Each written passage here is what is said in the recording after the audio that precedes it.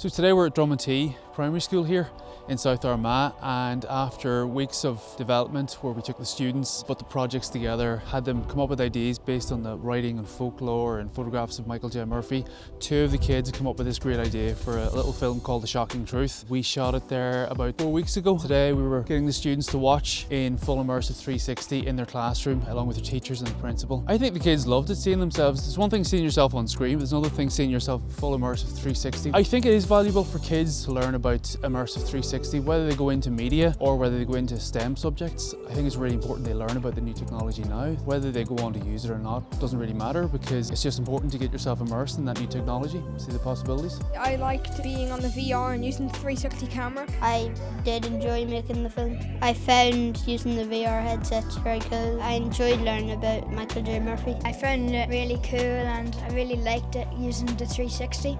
I enjoyed learning about with Michael J. Murphy stories.